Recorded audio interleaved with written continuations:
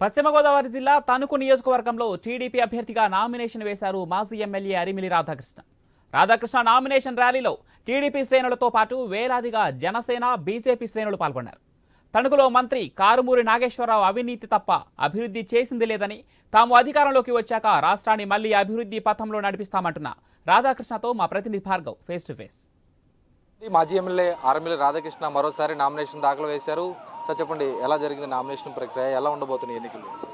ఈరోజు జరిగినటువంటి నామినేషన్ ప్రక్రియ తణుకు నియోజకవర్గంలో తెలుగుదేశం, జనసేన, బీజేపీ జెండా ఎగురుతుందనడానికి ఒక నిదర్శనం. ఈరోజు పెద్ద ఎత్తున ప్రజల నుంచి స్పందన వచ్చింది. ముఖ్యంగా తణుకు నియోజకవర్గ ప్రజలు, అదేవిధంగా మూడు పార్టీల శ్రేణులు కూడా పాల్గొని ఈ కార్యక్రమాన్ని విజయవంతం చేయడం, అలాగే ప్రతి ఒక్కరు కూడా స్వచ్ఛందంగా ఈరోజు ఈ కార్యక్రమంలో పాల్గొని నామినేషన్ కార్యక్రమానికి మద్దతు తెలియజేయడం జరిగింది. వేల కోట్ల రూపాయలు అభివృద్ధి చేశాం, మళ్ళీ విజయం మాదే అంటూ మంత్రి కారుమూరి చెప్తున్నారు. టీడీపీకి ఎలా ఉండబోతుంది కూటమికి? ముఖ్యంగా ఈ నియోజకవర్గంలో అభివృద్ధి అనే దానికి అర్థం మార్చి అవినీతినే తన అజెండాగా పెట్టుకుని పనిచేసినటువంటి మంత్రికి అర్హత లేదు, అభివృద్ధి గురించి మాట్లాడే అర్హత లేదు.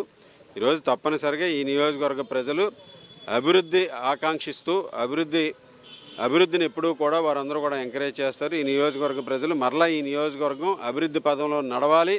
దానికి ఒకటే మనం తెలుగుదేశం, జనసేన, బీజేపీ కూటమి అధికారంలోకి రావాలనేది ప్రతి ఒక్కరు కూడా ఆకాంక్షిస్తున్నారు. తణుకు నియోజకవర్గంలో మళ్ళీ ఎమ్మెల్యేగా గెలిస్తే మీరేం చేయబోతున్నారు? తణుకు నియోజకవర్గంలో గతంలో ఏదైతే 2014 నుంచి 19 వరకు అభివృద్ధి పదంలో నడిపి రాష్ట్రంలోనే ఉత్తమ నియోజకవర్గంగా తీర్చిదిద్దామో, అదేవిధంగా భవిష్యత్తులో కూడా 2024 నుంచి 2029 వరకు కూడా తణుకు నియోజకవర్గాన్ని మోడల్ నియోజకవర్గంగా తీర్చిదిద్ది అభివృద్ధి పదంలో ముందుకు నడిపిస్తామని తెలియజేస్తున్నాం. అంటే ఒకవైపు అటు మొన్న విజయవాడలో సీఎం జగన్పై జరిగిన దాడిని టీడీపీ ఆపాదిస్తున్నారు. పెద్ద ఎత్తున నిన్న సిద్ధం బహిరంగ సభ కూడా, రోడ్ షోలు కూడా ఈ తణుకు నియోజకవర్గం మీదుగా వెళ్ళినటువంటి పరిస్థితి కూడా ఉంది. ఎలా అర్థం చేసుకోవచ్చు టీడీపీ వస్తున్న ఆరోపణలు? ఈరోజు ముఖ్యంగా టీడీపీ మీద ఆరోపణలు చేయడం అనేది కేవలం రాజకీయంగా వాళ్ళు చేస్తున్నటువంటి ఆరోపణలు, అందులో ఎటువంటి నిజాలు లేవు. ఈరోజు టీడీపీకి అటువంటి అవసరం లేదు. గతంలో కూడా వాళ్ళే కోడికత్తికి డ్రామాలు ఆడటం కానీ, గొడ్ల వేటు డ్రామాలు ఆడటం కానీ, ఈరోజు ఇటువంటి డ్రామాలు ఆడటం కానీ ఆరితేరినటువంటి వైఎస్ఆర్ కాంగ్రెస్ పార్టీ నాయకులు ఈరోజు ఎలక్షన్లో సానుభూతి పొందాలి, ఏదో విధంగా దాని ద్వారా ప్రయోజనం పొందాలనే ఆలోచనతో ఈరోజు వాళ్ళు చేస్తున్నటువంటి ప్రయత్నాల్లో భాగం మాత్రమే ఇది. టీడీపీకి ఎటువంటి సంబంధం లేదు. టీడీపీ ఏదైనా సరే దాని మీద వాళ్ళు ఏదైనా చిత్తశుద్ధి ఉంటే సిబిఐ ఎంక్వైరీకి అడగాలి. తప్పనిసరిగా తెలుగుదేశం పార్టీ సహకరిస్తుంది.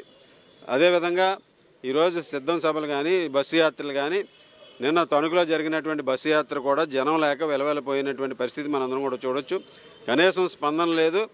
ఈరోజు జగన్మోహన్ రెడ్డి గారు ఒక రాష్ట్ర ముఖ్యమంత్రి వస్తున్నా సరే ఇక్కడ ప్రజలెవరూ కూడా కనీసం కన్నెత్తి చూడనటువంటి పరిస్థితి ఉంది. ఏ విధమైనటువంటి అసంతృప్తి ఉందనే దానికి ఒక నిదర్శనం అని సందర్భంగా తెలియజేస్తున్నాను. అది చూస్తే తణుకు నియోజకవర్గంలో అటు అవినీతి తప్ప అభివృద్ధి లేదు. ఖచ్చితంగా కూడా రాబోయే రోజుల్లో మరోసారి కూటమి ద్వారా కూడా తెలుగుదేశం జెండా ఎగరవేసి అభివృద్ధి పదంలో ముందుకు వెళ్తామంటూ కూడా తణుకు మాజీ ఎమ్మెల్యే, ప్రస్తుత అభ్యర్థి అరిమిలి రాధాకృష్ణ స్పష్టం చేస్తున్న పరిస్థితి కనిపిస్తుంది. కెమెరా పర్సన్ మధుతో భార్గవ్, ఐ న్యూస్ తణుకు నుంచి.